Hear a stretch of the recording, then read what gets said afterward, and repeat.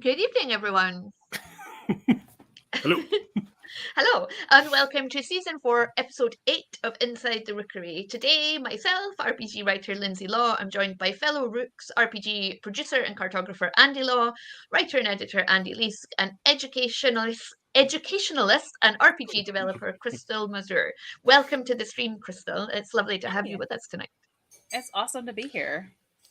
So tonight we're going to be talking about RPGs and education. Darker Days Radio says, yay, Crystal. So welcome to the stream. As always, our Discord community, our patrons have pre-submitted questions, but viewers, please do keep the comments coming in the chat.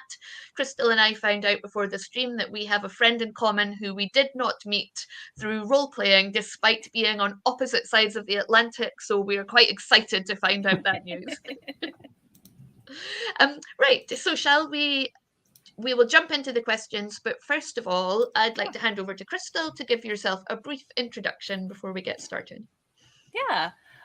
So I'm Crystal Mazur. I am a education teacher. I'm an educational teacher. I started in early education. I actually owned my own daycare for a while and ran that. And then I ended up getting into public education, and I am currently a special education teacher for middle school. So I started off there, and then I started doing workshops on using comic books and games as teaching materials for early students. So like 4K, 5K, or even earlier, younger kids. And that kind of steamrolled into me being asked to write a scenario for an open gaming license game that is first Fable, and I wrote There Was a Dark, Dark House, which is specifically tailored for kids. From there, I ended up getting asked by the person who did layout to write on Pip System, and I did a lot of work on Pip System, and it ended up winning an NE in 2018. From there, everything else kind of steamrolled, and I'm the lead developer for Pip System currently, and I'm worked on like a whole bunch of other games. So I frequently tie games into education into gaming. They both go back and forth pretty easily. So we've got quite a few European viewers, and I was actually going to ask the same thing, Randy. So middle school is 11 to 14, is that right? I thought it was younger. Yeah, middle school is about 11 through 14, 15, depending on when they're born. It would... primary school would be where it's early education. And then I think it's considered secondary school for you guys. I don't know. Yeah, in the UK, that would be early secondary school. Early years is like your kindergarten, primary school is elementary school, secondary school, and our secondary schools are like all in one. Yep, Scotland, I apologize. Anyway, I forgot about that crossover. No, fine. It's good. We'll do that as we go through. And Andy Leask, it's probably appropriate for you to introduce your kind of education background as well. Yeah, sure. So I've always been an English teacher for, distressingly, probably almost 20 years now, teaching in secondary, so essentially from sort of 11 upwards, although the current school that I'm at, the senior phase, starts a year earlier, actually, so we get them from about 10. And then as well as teaching English and leading an English department myself, I'm also responsible for e-learning, so looking at both how we use technology in the classroom to enhance learning and teaching, but also how we teach digital skills and digital literacy, and also how I train and upskill other teachers so that they can kind of do the same thing. So, yeah, lot of. And funnily enough, in terms of parental engagement in education, so I'm involved with a charity, but also with my young people's school parent councils, and in Scotland parent councils are enshrined in law in the Parental Involvement Act, so every parent is allowed to be part of, well, they're considered part of the parent forum and sit on a parent council or create a parent council, and so I'm really interested to hear, Crystal, some of the questions I know we've got coming up about how you would explain things to parents have always got lots of questions, and parent councils are very much not about your individual's child's education, but really about like the community community of the school, how it sits within the community, how you develop that, how you leave that school in a, you know, a better place for the next generation. So I'm really interested to hear some of the parental aspects of it. Okay. So, as you can tell, we're all very excited about this stream tonight. And I know we've got a few Rooks who are educationalists as well. So, a few Rooks, sorry, a few Ravens and Corvids in the community who are educationalists. So, we will jump straight in. John Pick asks, I use a mixture of simple D6 RPGs, board games, and card games to teach English. Do you have a favorite game to use or one you wish a teacher had rolled out when you were at school? I'll go to Crystal first, as always, as the guest. So I feel like D6s are like the best starting point for a lot of games, and using games in the classroom specifically, even if you have older kids, but you're using it for the first time, D6s tend to be a really good way to kind of grasp the idea. And one of the cool things about D6s is for a lot of games, you can actually scale up with the dice. So you can exchange your D6s for other dice. It will change the probability for things. But sometimes the probability is not what you're looking for there. You're looking for other things for the students to be able to grasp. So that's a fantastic starting point. When it comes to learning English, that in and of itself is a different approach to a lot of the educational aspects, because you have that language that you're trying to build rather than it being inherent within the student that they grew up in that language.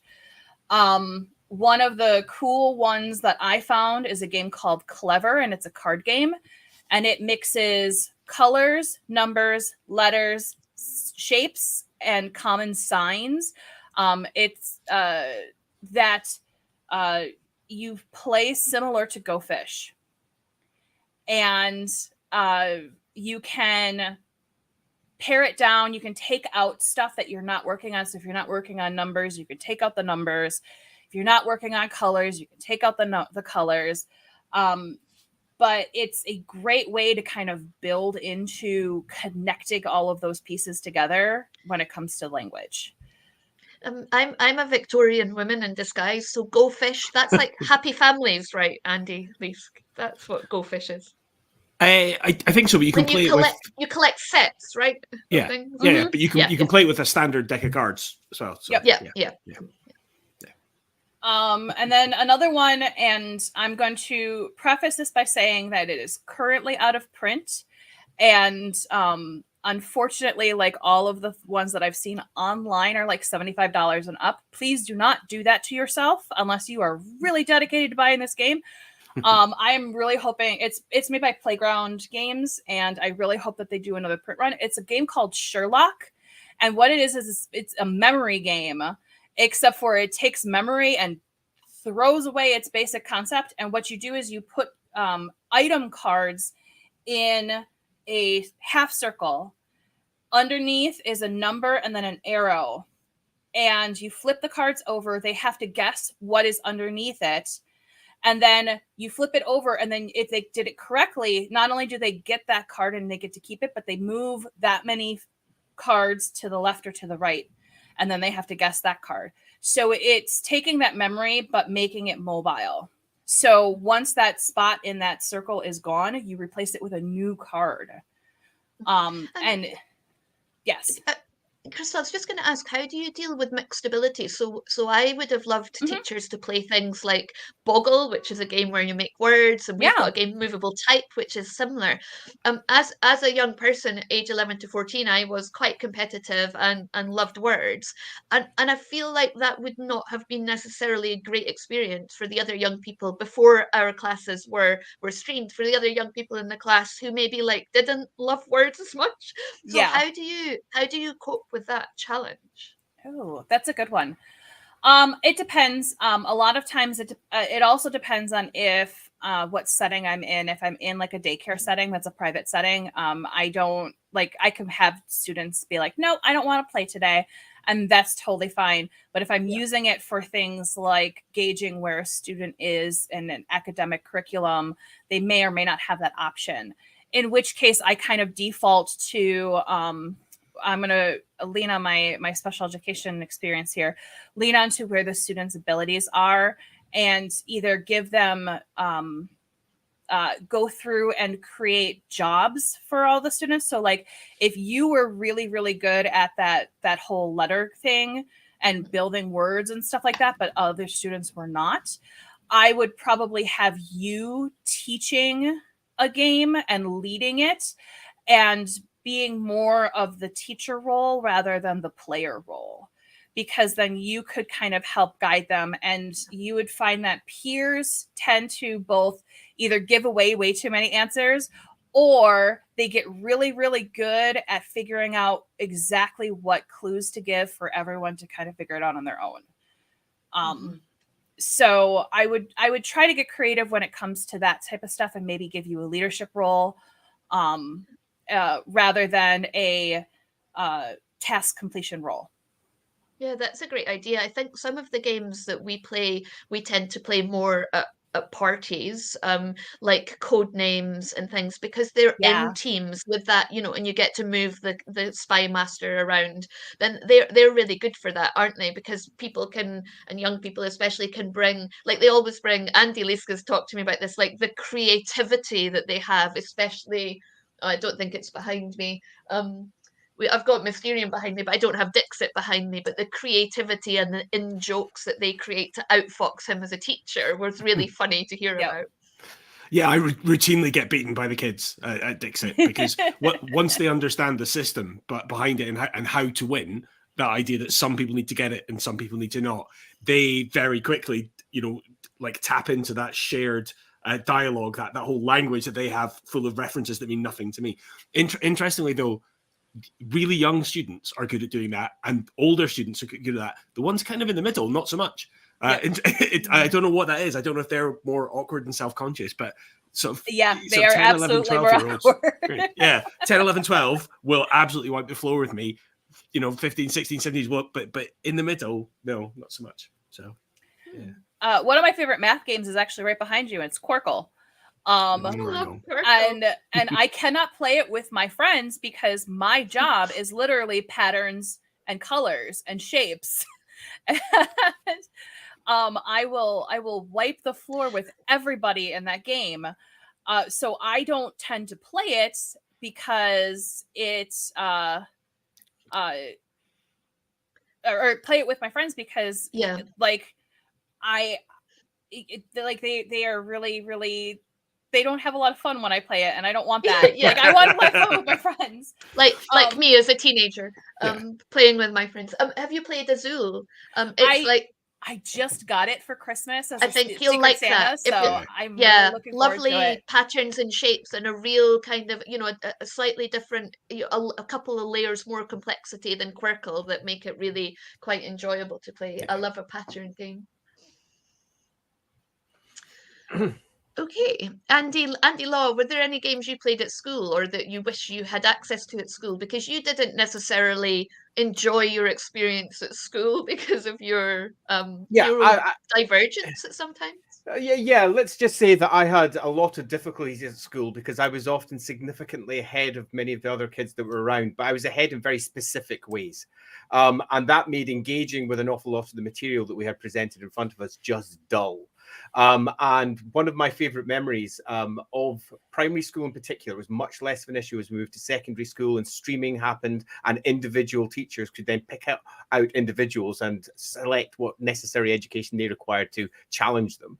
But in primary school, one of my favorite memories was playing the first generations of computer games that were used in education. The equivalent of Oregon Trail, I imagine, over in the US, which were almost always on BBC Basic computers back in those days. And I really enjoyed them because they were different. And that early exposure to the gamification, the desire to do a particular deed, achieve a particular event, try and hit a particular thing in fewer moves than other people or in a different way to other people, meant that all of us were gathering around, very excitedly often because it was new technology, around the computer screen and trying out different ways. And it very much appealed to my way of thinking at the time. Do you remember? So on the BBC Micro, there was a game, and this was my very first word game that I actually remember playing. I was in like P2, so that's like 6, Crystal, and I played a game called Pod Can, and the job that you had to do was think of verbs that Pod could do, and if the verb was something that Pod could do that they'd coded into it, then Pod would do that thing. So like, you would start with like Pod can jump and Pod can run and Pod can walk, and then but I would spend like hours sitting there working out like in synonyms. So like if you said pod can go, then he would just walk. Yeah, and I spent a long time playing pod can. And how far did you push the barrier in terms of vocab? Were you like pod can equivocate, or I was 6. So you were 6, far, but right? as you have said, you're also a Victorian ghost. So yeah.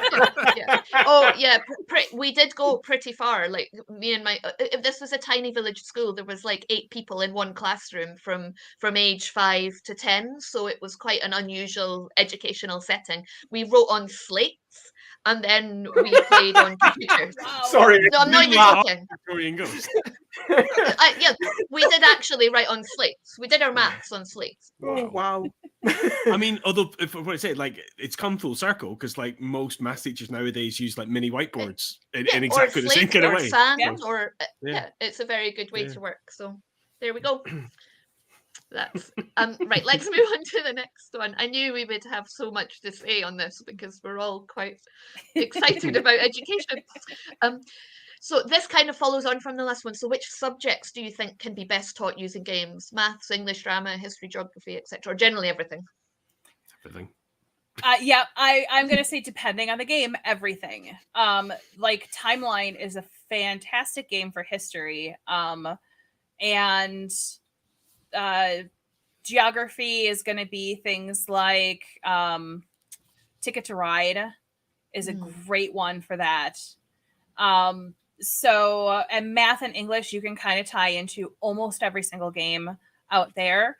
And I think the stuff that we don't really talk about with that is actually more important to academics than English and math is social skills and executive functioning. And I feel like games in general are fantastic with teaching executive functioning because there are certain rules that you have to follow in a certain order. And so teaching that order in the brain helps them to apply it to other things. So games are a fantastic way to kind of connect all of the dots to all of that stuff. I'd like to add a little bit to that as well. We have quite a lot of neurodiverse people in and around our various social groups, and games are a wonderful way of engaging many people who need a reason to socialize. Yep.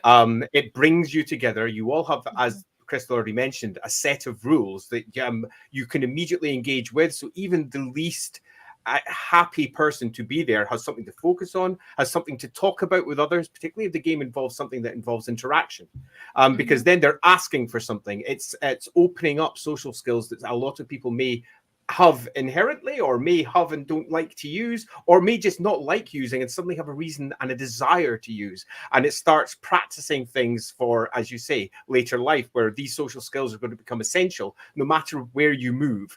Because even the most, let's say, isolated job involves telling someone you've done your isolated job. So I definitely reinforce that. Games are brilliant for that.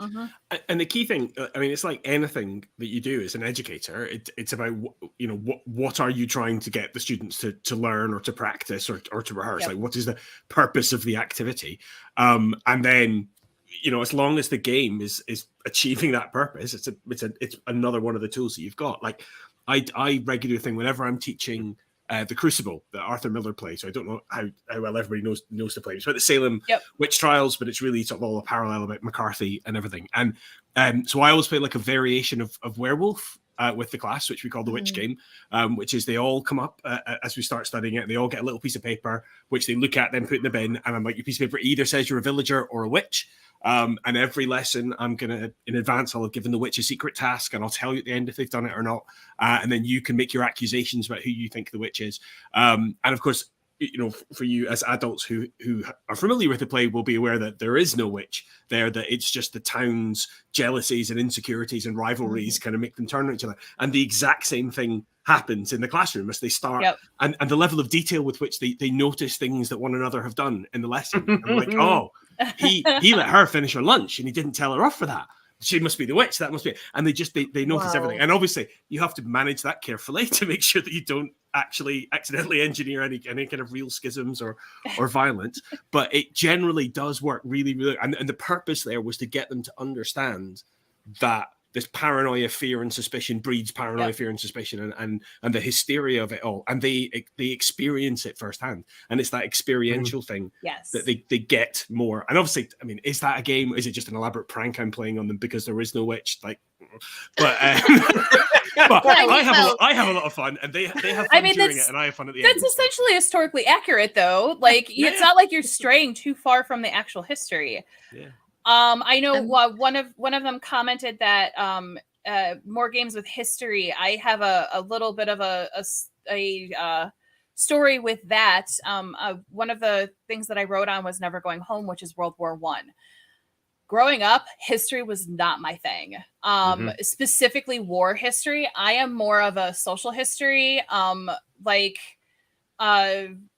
When I was in college, my undergrad was in music, and my music history teacher was bored one day. So we chronologically put all of the major composers in order by when year they died of syphilis, because that was the thing.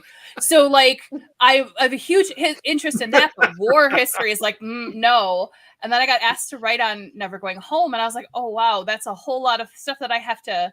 So they gave me stuff to focus on. But like, now I can recall things because I put it in a context of what I'm used to, which is gaming.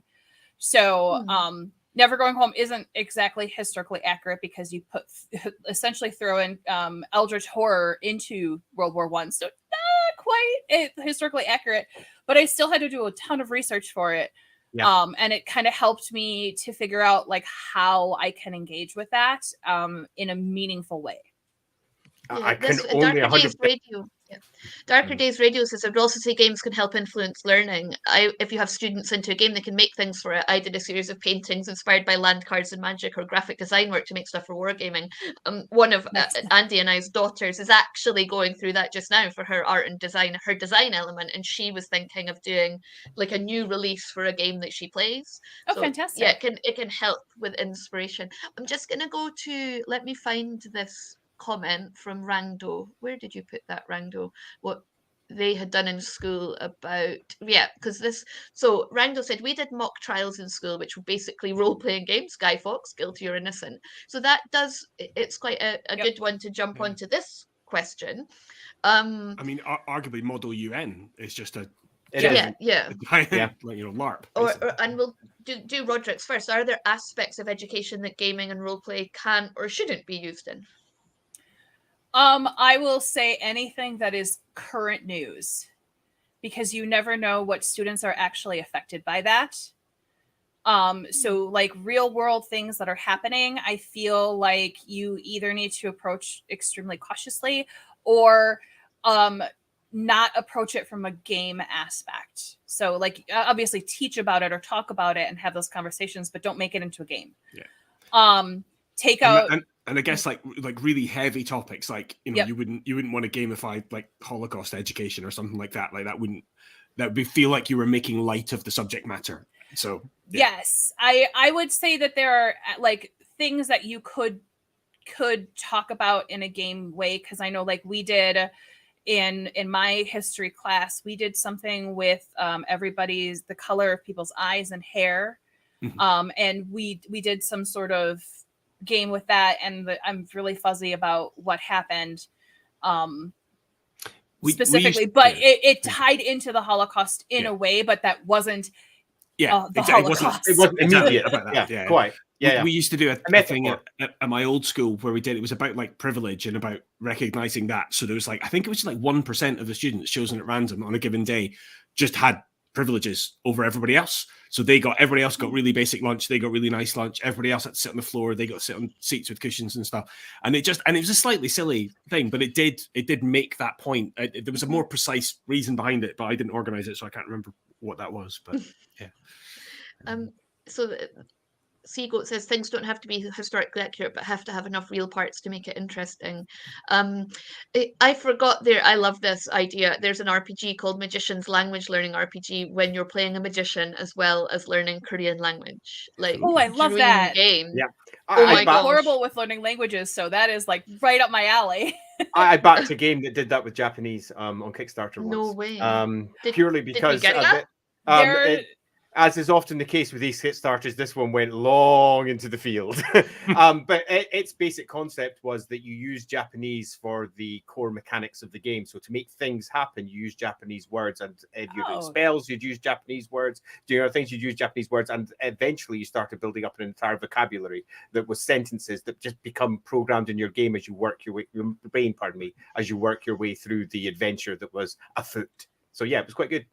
There's an RPG that uses sign language for spell components. Oh, nice. Cool. So I like that. That's cool. Yeah, I like that. Yeah, I like that. And I suppose if you think about a lot of, because obviously, like, you know, apps like Duolingo, obviously gamify that language learning. But thinking about in particular, Lindsay, when you first started doing Norwegian, like the stories, like it was what was going on with the uncle that was a bear. Oh my gosh, the bear. Yeah, Yeah. and like the subtext of these stories. You're like, yeah, and I would take screenshots because they would just come up randomly in lessons. And so to begin with, you'd have like my aunt likes bears, and you'd be like, okay, fair enough. And then like about 4 days later, there would be a random one about something else, and it would be my aunt has bears in the garden. Oh, that's why she likes bears. And then my uncle is a bear. Like this subtext that basically there was a werebear, and then later on it would be like, and then you'd be talking about like law or relationships, and it would be like my aunt had to leave, had to employ a lawyer for something, and you're like, okay, what has their relationship broken down? And it was brilliant. It was just a little extra thing to keep you I'd like to bring up a comment by Rangdo, because I think this directly mirrors many of our experiences who played role-playing games. Even if you played fantasy role-playing games, often those fantasy role-playing games are based on something that has real-world connections.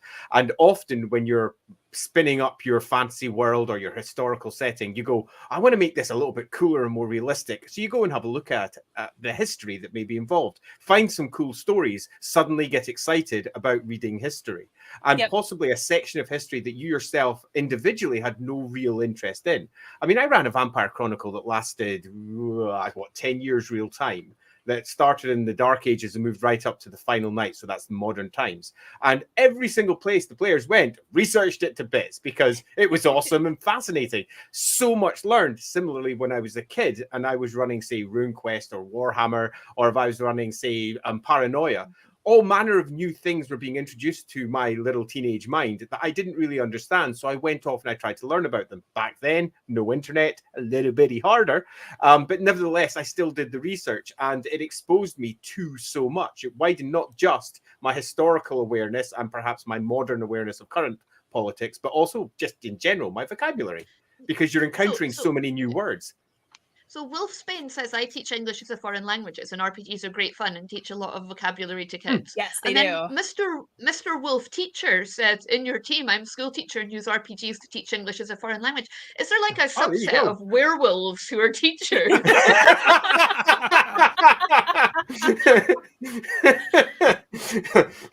Maybe they're the distant cousins of the bears in Norway. Like. Yeah, maybe.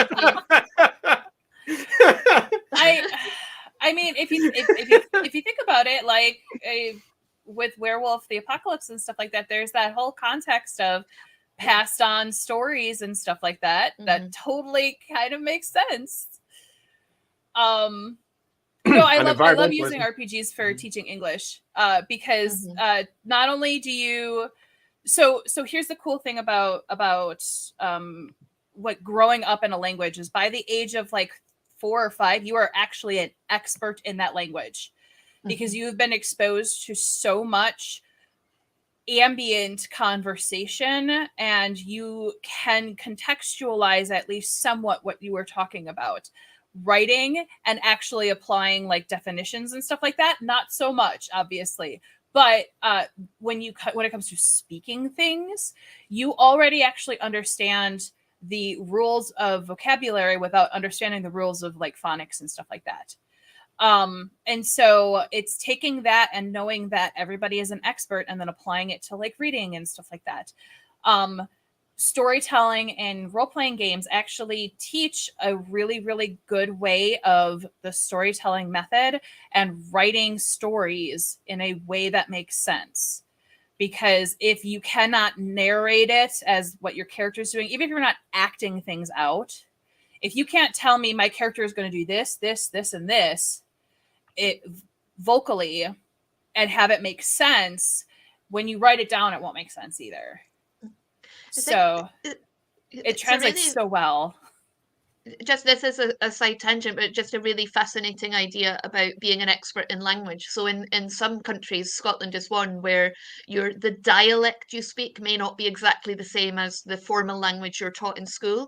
But for some people who have it's like a socioeconomic divide, it will be the same as the language you speak at home. So you kind of go to school with an invisible head start. So when I went to school, I spoke the same language as the teacher, but I had to learn a dialect in the playground and vice versa. So it sort of gave me an advantage in the schoolroom, but not in the playground. And it's Norway, when I was researching, when I was learning Norwegian, is a very democratic spoken language. So every dialect in Norway is considered correct. So you come into a classroom and the teacher's not supposed to correct you in that way. And it's a really fascinating class thing in the UK, especially, where accents are less local and more class-based. And not to have a go at you, Lindsay, but you're clearly still indoctrinated by that, because Scots is a language, not a dialect. So just to be clear on that. Yeah, but they weren't. Yeah, no, agreed. The teachers would have called it a dialect, and that's exactly the point. The language is treated as a dialect. So it wasn't considered. I'm glad you said that. I was sitting here going, way of speaking. A way of speaking that had to be corrected rather than a language you spoke at home. So in America, there is two trains of thoughts, and one is that if you're using like a dialect or something like that, it is considered wrong, and it's like if you've ever heard people say ask or axe, and interchange it, there's a huge part of the population and teachers, unfortunately, that they're like axe is not the right one, and technically it is correct because it is considered to be a different way to pronounce it because of socioeconomic status and also culture, because a lot of times those pronunciations come from households where English is not the primary language spoken. It's the same one, like if I am doing a reading assessment on a student and they are not using contractions, when contractions are written, but they're actually saying both of the words, that is a cultural thing, because a lot of times households that are English is not the primary, contractions are not allowed or are considered to be low English. And so I never, as long as they're saying the two words correctly, I never really mark them wrong. I will talk to them about it and try to get them to be a little more comfortable with saying contractions and stuff like that. But because of the cultural aspect of it, because we have so many different cultures and stuff like that, it's really a good way to try to be sensitive to all of that stuff too. Yeah, I didn't know the contraction one. That's a good one. It could kick off in the comments. Doric is a dialect, of Scots though, not of English. Yeah, we'll agree on that. And Ranko says, I do like how nowadays in the UK you hear different dialects. I would argue actually you hear different accents from newsreaders. They don't really employ dialectical vocabulary. You would still be expected to speak a standard dialect of English, I think. On the news, but there is in TV presenters like is it what's her name, Steph McGovern, is that her name? Who's I don't watch TV from the north of England, but she's like like very, very northern, not just in her accent, but deliberately in her vocab and her sentence structures and stuff as well. It's quite, and it is, but there's still a way to go with that. But yeah. Right, let us jump into this one. We've touched upon some things like the Holocaust, and some things that maybe you wouldn't want to use RPGs or gaming you'd have to be for. sensitive around at least. You'd have to be very sensitive. But John Pick asks, are RPGs an appropriate method of teaching ethics and morality? Crystal, what do you think? I would say yes, but there are stipulations to that. And that is that you have to be aware of your students and how some of them perceive reality. Because if you have students in your classroom who struggle with perceiving reality as with everyone else, you may struggle with them not being able to remove themselves from the RPG that you are playing. And so you kind of have to teach those things first. It's called bleed or game bleed or LARP bleed if you're a LARPer. It happens to the best of us. It happens to me when I go and LARP. I get what's called LARP bleed. If you've ever gone to a convention and you have the convention, convention depression or, stuff like that afterwards, where you're like, oh, I really miss it. I want to be around my friends. I don't want to go back to work. That's a bleed over from there. So you kind of have to teach students how to come out of it first before you ever get into it. And some of those things can be things like giving them scenarios to think through and giving them thought experiments where it's a smaller concept and they're talking through things as groups. They're also talking in a large group. And then you bring them back out and teach them how to come back out of those conversations. And then sometimes, like with me, with convention bleed, specifically, I have... with different conventions, I have like different things that I do. I call them my rituals. One of them, like for Gen Con, is they have a food truck area and there's always a cupcake place. So I will buy 2 or 3 cupcakes to take home with me. And then I will eat those cupcakes throughout the week after Gen Con when I start to get nostalgic about Gen Con and start getting that, that feeling down about not being there anymore. And so I have that. That's such a good idea. I really, really like that. I'm going to take that. And when I talk to my own kids about coping mechanisms, I just think things like that are brilliant. I want Crystal to be my new best friend. And even things like I keep mints and like candy and stuff like that in my room. I do have like a classroom economy for the students that I teach. And even like giving them a mint after the conversation when you move on from something else, it may not be a verbal signal, but it definitely tells their brain, oh, hey, we're moving on from that now, because it connects them to getting something that is, stimulating to your taste buds and activating other parts of your brain. And then you're able to kind of slide away from that a little bit easier. So you do have to know the students in your classroom to be able to do stuff like ethics and morality. And you also have to set boundaries. So, because especially if you work with teenagers love to push boundaries and love to try to be edgelords sometimes. And it's not because they are, it is because they think it might be funny or they want to impress somebody and they don't have those social cues or the ethics or morality built into them just yet because they're still teenagers, where you have to teach them that first before using the role playing as going through some of that stuff. So like the trolley scenario, I think everyone's pretty familiar with the trolley scenario. You have to kind of prep for that before you throw your students into that a role-playing scenario that is the trolley scenario. I've got... Sorry, Andy, on you go. Yeah, I've got 2 things to add to that. One, I could not agree more. Roleplay is an enormously powerful tool for putting you into somebody else's position and to make choices. It's also an enormously powerful one to see the ramifications of your choices, consequences. played out before you for things that you've done.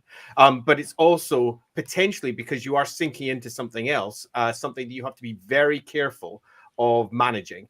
I'll give a single example of this. In many Scandinavian countries, I have found role-playing is used a lot in a variety of different scenarios. And one of the ones that impressed me most was how they taught the spread of AIDS in the 80s through a role-playing game. And it was an interesting touch role-playing game where AIDS was spread by touching. And it was a touch on the arm. It was a single one that they were given permission to do under certain circumstances. They were given very clear rules.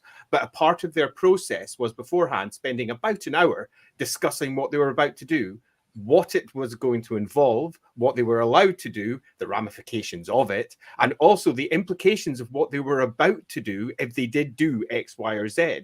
And apparently, a part of that teaching process was very much expecting kids to be kids and to do things they shouldn't do, so that then in the aftermath, they could discuss it. And a lot of the kids were then presented with, what have I done? A lot of the kids were sort of happy and not happy, and even discussing that out. And they spent a significant amount of time afterwards as well, discussing everything that they'd done. Apparently, it was enormously successful. I'm speaking about somebody else's thing. I have no idea how well it occurred in reality.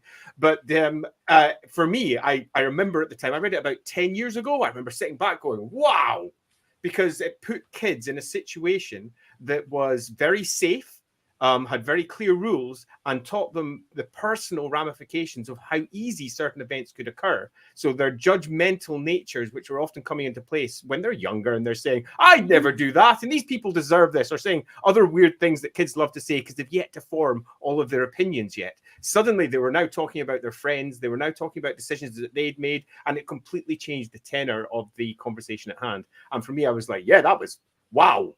Whew. Heavy stuff, but apparently very successful. Yeah, totally. And a lot of times, like, that specific one is like, your actions have consequences, and it's a safe way to say these are the consequences. In which case, you know, like the ethics and morality thing and being able to pull yourself out, that is actually the whole central point of that. So yeah, that's amazing. I wish we could do that over here. It was Lauren. I was like, wow. It was the thing for me, because I spoke to the person who ran it. It was way back in the Google Plus days. And just one point about it that really made me go, wow, was how conscious they were of what they were doing and how much conversation they had before and afterwards to explain the whole process, and just how cleverly they'd laid the whole process out to make sure that it worked both as a scenario, I suppose, as a teaching aid to help all of their students understand exactly what it was that they were trying to teach. And there was various people complaining about the potential issues that they had, and she had an answer to all of them. It's like, no, we've considered all this, and this is how we resolved it. And I was just saying at the end of it, going, wow. That's awesome. Yeah, totally. I'm going to jump onto this one from Lazy Cat, because we do have quite a few more questions, but we've managed to talk quite a lot. So Laycat, it's not Lazy Cat, Lazy Cat asks, how does game theory apply to curriculum design? Okay, so game theory is basically taking strategic interaction between two or more players, and within a situation that has both rules and outcomes. And so it's trying to figure out a balance between all of that. It also uses kind of a rational decision making to determine pathways for an outcome. However, it doesn't take into account every single decision. It gives a broad enough spectrum for figuring out, so that people can also kind of decide along the way, if they made a decision that's not on there, what the outcome is. And it kind of is the same with applying that to curriculum design. So for those of you who are not in education, curriculum design is basically how to get from where the students are to a desired point within the course of the year, and what goals they're going to hit when it comes to specific things like math standards. So math standards are like, what should these students know once they graduate from 6th grade, 7th grade, kindergarten? Okay. And curriculum design and game theory takes all of that and says, okay, so we are going to teach, let's say we are going to teach numbers 1 through 10 this year. Your students will have to know numbers 1 through 10. We're going to talk early education. And so how are we going to use games to make this engaging and a way for teachers to be able to see that the students are learning?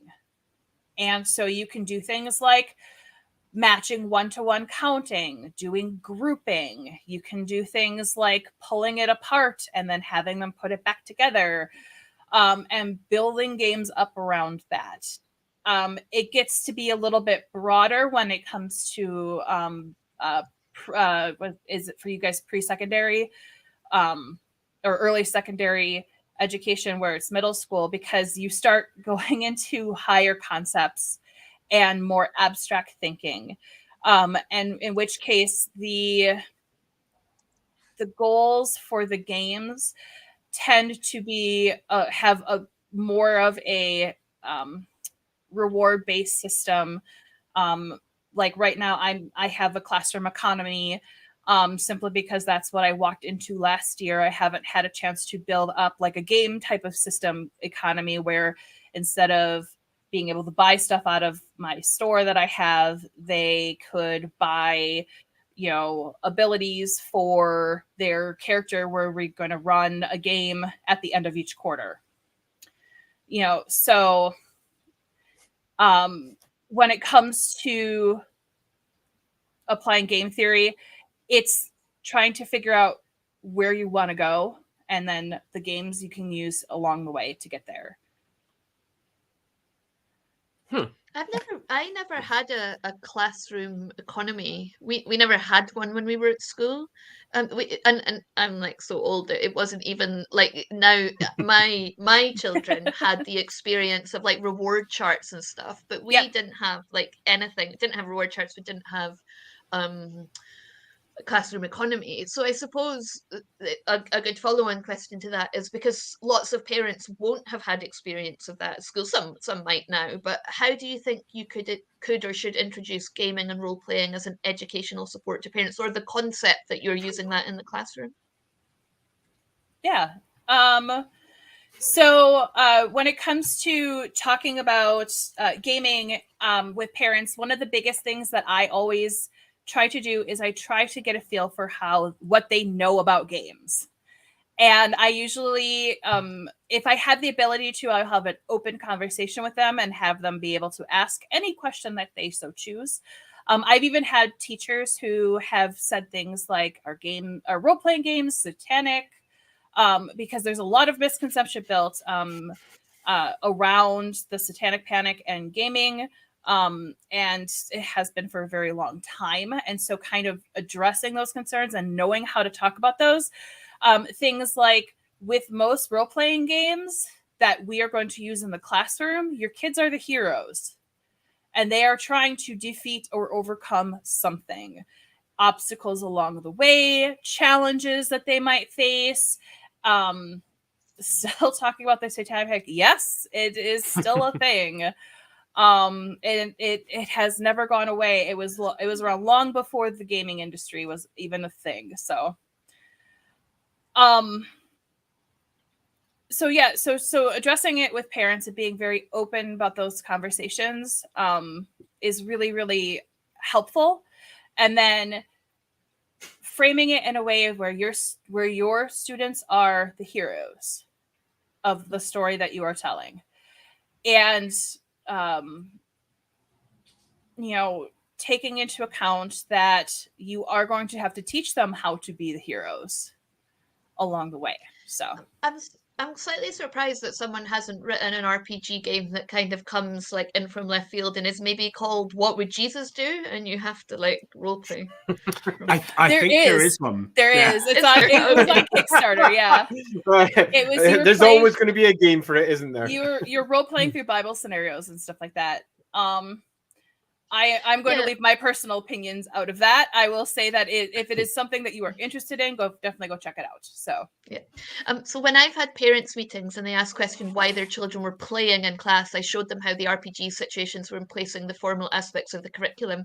I mean, in the UK now, there's a real movement to look towards like the Finnish education system, where young people and children, they start later, so they don't start formal schooling till they're sort of 6 or 7, and the early portion of their schooling is structured and also unstructured play.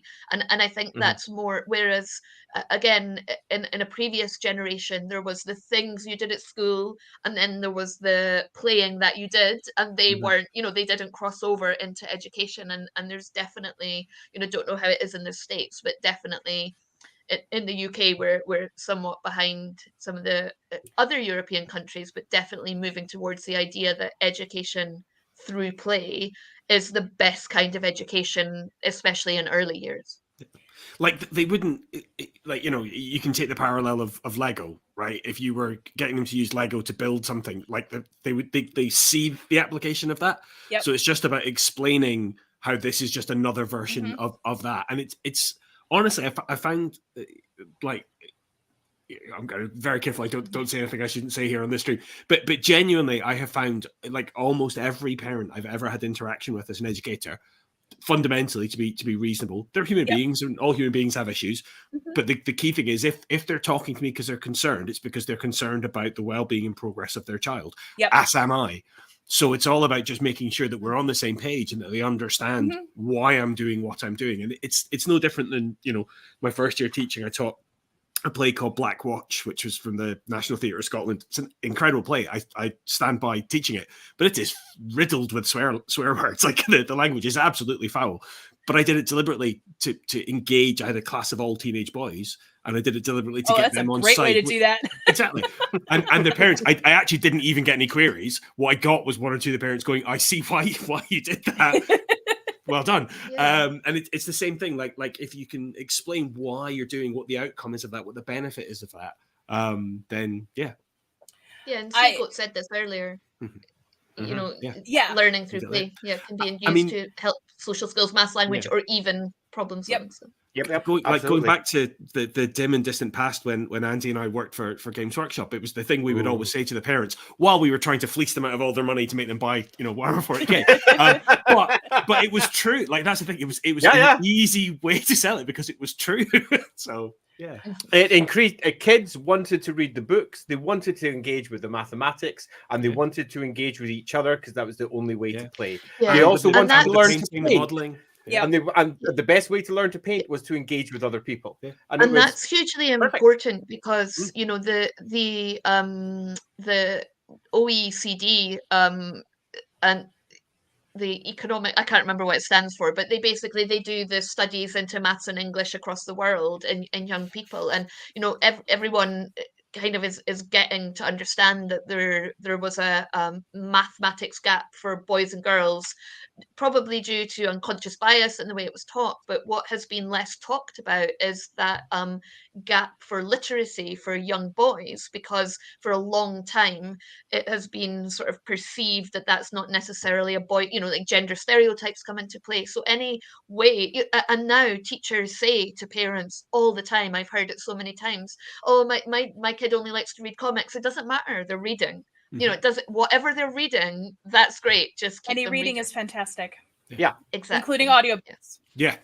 And I will fight anybody that says otherwise. You know what's interesting is, because obviously as a secondary English teacher, like I have a lot of conversations with parents about reading, and it is interesting. Weirdly, I think I would say I've had more pushback against encouraging comics and audiobooks from parents than I have from when I've used like games or things like that. And I've overcome it eventually, but it's just, and audiobooks particularly getting it, and in particular students with dyslexia or various other kind of sort of specific learning difficulties where they find the physical act of reading hard, audiobooks can be transformative for students like that.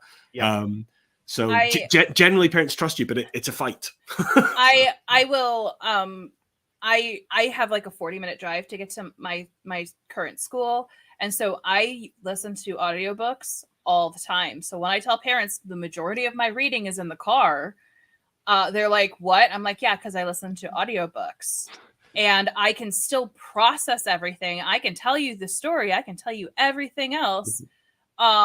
So it's still reading. Yeah, and crucially, like picking up things like vocab, tone, style, intonation, all those things go in orally just as well as they do by kind of reading them. So that's actually fascinating, because if you, I can understand.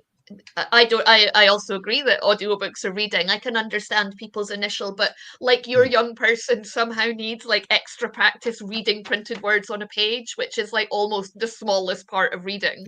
You know, it's not about the print, it's not about the physical act, just like, and I mean, don't get me started on primary school obsession with spelling, but that's a conversation for another day. it's the same discussion about physical writing versus typing. You know, like it is more difficult. I would maintain that a lot of at school it's harder to like physically learn to write, like the actual physical act of doing it, than it is necessarily to learn to create those words, because you already create those words when you speak. You've already done. Do you see what I mean? So the physical act of creating words by writing is more of a complex learning thing to learn. But the physical act of reading, that's like the smallest part of reading. It's the smallest part of reading. It's the comprehension part that's the trick. And depending on how you comprehend things, you can either comprehend it audio, visual, or like comic books and stuff like that. One of the coolest comic books actually is in second grade I read The Wonderful World of Oz. Okay, and that is a pretty hefty series for a second grader to read. And then a couple of years ago they came out with a comic book series that's beautifully illustrated. And the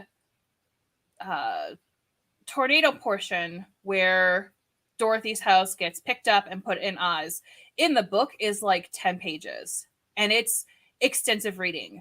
With the comic book, it is a 2-page spread that has everything. If you look at it, it has everything that is mentioned within those 10 pages in 2 pages as a visual. There's no words on the page whatsoever.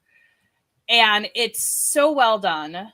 But it makes that reading accessible, and it makes taking and making it accessible to everybody is exactly the point of using RPGs in the classrooms. Because second grade is like 7, right? Second grade is going to be about 6 to 7 year old. Yes. Yeah. Sorry. No, it's fine. I did it by sign language to Rando, but I don't know if he got my sign language. Mark, speaking is basically innate. Writing is a highly specialized and recent development. It's only been around for a few thousands of years. Yeah, absolutely. I mean, that is a really recent development in evolutionary terms and what we're adapted for. So totally. And even how we physically read novels, like even when the birth of the novels are like people initially weren't reading them privately. People would sit together and one of them would read them out loud to everyone else. Like the notion that the way you read is you sit on your own, and with a book you've got is, I mean, don't get me wrong, if you enjoy it, as I do, it's a lovely thing. It lets you escape somewhere else. But it's an even more recent invention, one arguably driven by booksellers. But and that's why I say that we are like whatever language you grow up in, you are essentially an expert within by the age of 5 or 6. But it's that writing portion and everything else that can be the struggle, and the reading portion too. RPGs and stuff like that have driven so many people to learn how to read and do math.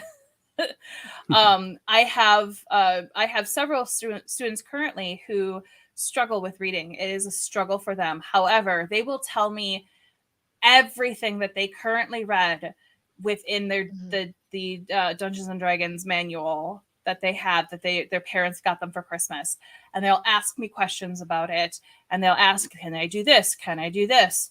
How would I write this? And they're actually doing it on their own. because that is what's motivating them. And I will never stop a student from being motivated from writing stuff. So just before we finish, because we are almost at time, I just wanted to pick this one final question up. You just talked about it, but since parents are involved, do you think that RPGs could be used as evaluation tools? Depends on what you're evaluating, but absolutely. One of the very first times I used it as an evaluation tool was with my 4-year-olds when I was a teacher, and I was trying to figure out if they knew their names and what their names looked like when it was written out. So I had a whole role-playing game where they were playing monsters, and they had to figure out what their name was and unscramble it. Okay. And first off, that kind of went sideways on me because they didn't quite grasp that they were playing monsters, and instead they made them like Pokemon, which was totally fine. I was down for that. I ran with it. I was like, yeah, sure, you and your monster go off and do this. But yeah, like I use it for stuff like that. You can also use things if you're trying to do like math skills. If you really want to challenge and go old school, especially like in middle school math, use THACO to calculate math equations and see how that goes. Because you could actually teach them like THACO and stuff like that. Negative numbers would be like Gloom. You can absolutely use Gloom, a card game, to figure out negative numbers and adding negative numbers. So there's like a whole bunch of things that you could do. So I'm going to add one extra point here because I actually used roleplay to make me pass a particular subject. And I think it's a nice way to conclude this particular point. I hated French, despised it, couldn't stand it. I was just not good at it. It wasn't how my brain worked. And it was particularly difficult because the school where my high school streamed everyone for French according to their English ability. Now, my English ability was all the way up there. My French ability was somewhat bloody-mindedly really poor. I'll admit to a certain amount of I hate French, so thus I'm not going to do French. Screw you all in a teenage way. However, I eventually sort of got over that, and it reached the point of my assessments, and I hated failing anything because of who I was. So the only way I could convince my brain that I had to engage with the speaking part was to be a character who was responding to the teacher in a particular way. And then watching how the teacher was handling the French assessment for the speaking portions, I realized they were basically all role-playing because nobody was telling the truth. Not a single person. No one was saying what they actually did when they went to the shop. What they were saying was, I bought myself a cake and an Orangina, and I happened to see a bicycle, because those were the words that they've been taught. And by suddenly engaging that part of my brain, I was immediately interested. Immediately. And I passed with flying colors on a subject that I absolutely despised. Now, admittedly, that wasn't gamification of a particular situation imposed by a teacher, but in many respects, the speaking component was almost roleplay anyway. So it was a tiny step for me, and it made an enormous difference to my overall mark. So there we go. I mean, I literally, my senior students are off on their mock exams just now, and the last thing I said to them in this literally was, exams are just a game, and there's a set of rules. And you follow the rules to get more points, and the people with the most points win. Like, that's all an exam is. So just know what the rules are of the exam that you're sitting, play the game, and be a Bretonian. I had a partner for my French speaking exam. So Ragnar says, a friend of mine once said she didn't learn French in school because she didn't find going to the chemist interesting in English. So why should she in French? So I had a partner. I had a partner for my French exam, and we did coordinate before, and it was true. We did go to the same school, but we didn't find out at that moment to enable us to say, oh, moi aussi, quelle surprise, which is what we literally said in our exam. Anyway, on that note, we'll have to come back to this because there's still questions coming in, and that was a really interesting little adventure into the world of education. So thank you so much for joining us today. Please remember to like, subscribe, share the videos if you would like to. Thank you to all our community, to our patrons and the viewers in the comments, keeping it interesting as always. And of course, thank you so much for joining us, Crystal. It was a pleasure to have you on the show. You're Thank you for having me. Andy, did you want to say something before we? Yes, I do. This Wednesday, we're having a masterclass for those of you who are Brazen Rooks or higher. So I'm going to very quickly state what that is. For those of you who might not know, we're doing scanners and data slates. So I'm going to take you through a step-by-step process so that you can build your own slightly futuristic map, effectively, for your RPGs that looks like it's a scanner or an aliens thing, and that one should be hopefully easy enough that anyone can do it. That's the plan for this one. So if that interests you, make sure you check our Patreon, because details for that will be going up tomorrow. Oh yeah. Thank you so much. And on that note, all that remains for me to say is good night and caw-caw. See you next time. Bye-bye.